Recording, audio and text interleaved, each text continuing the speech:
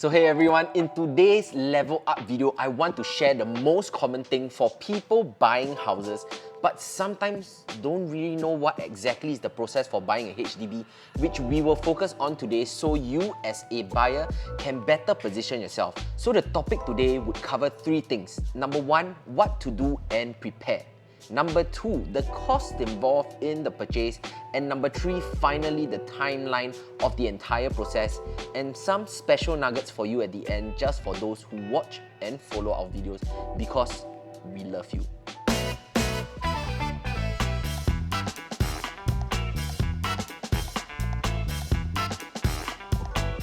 So firstly, what exactly do you need to prepare for before starting your hunt so that agents will give you a priority when viewing and also know that you are a ready buyer?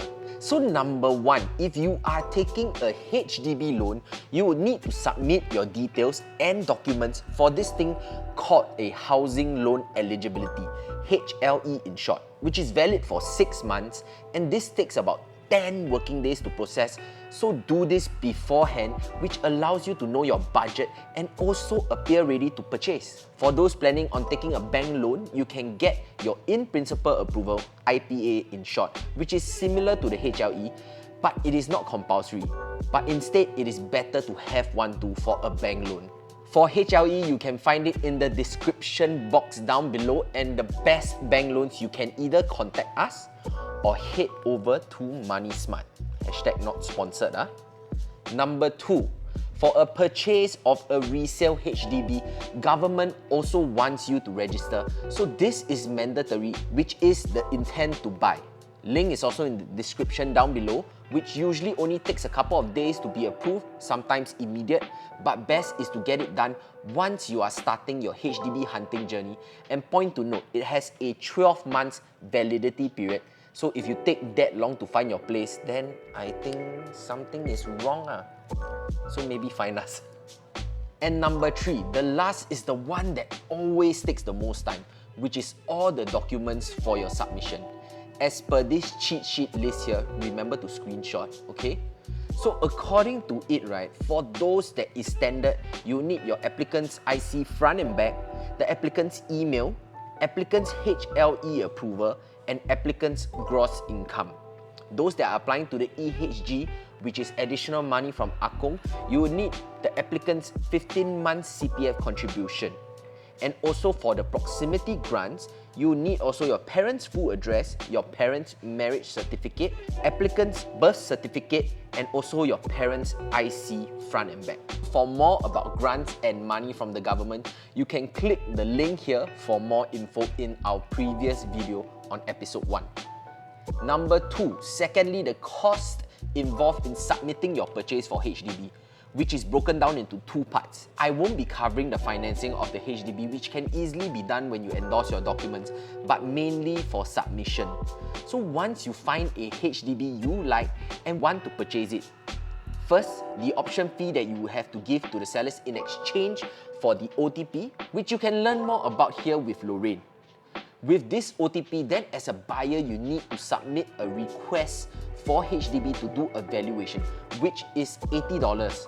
Once this valuation is done, you will find out if there is a need for you to pay COV.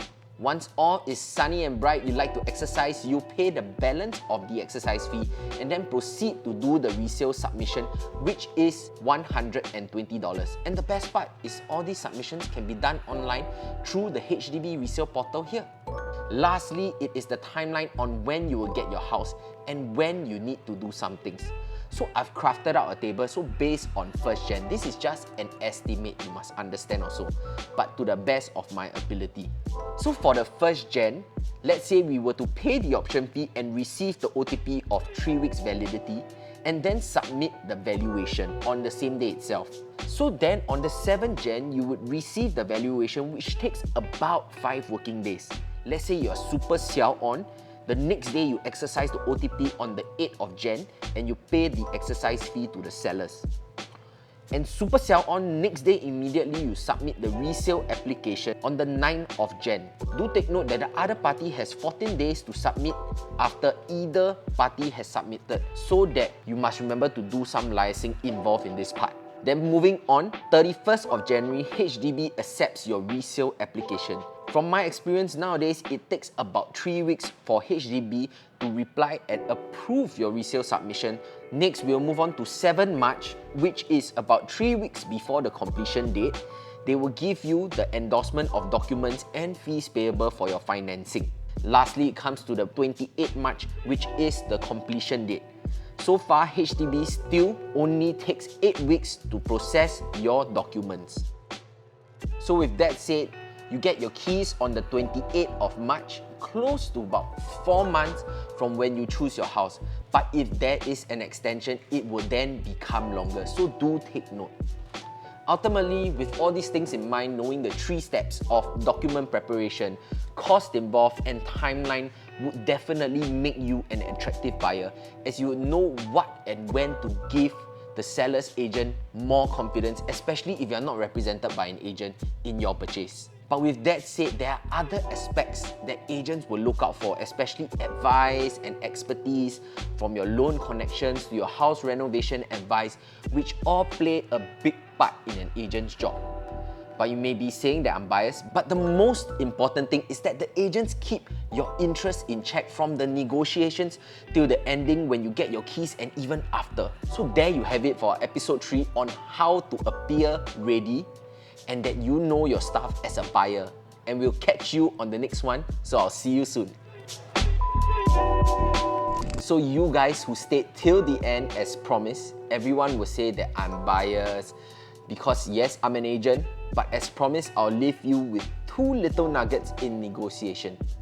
When you're worried that your offer during negotiation may be used as the leverage to increase the price, or you may be worried that you have to pay a very high COV, give your offer with conditions.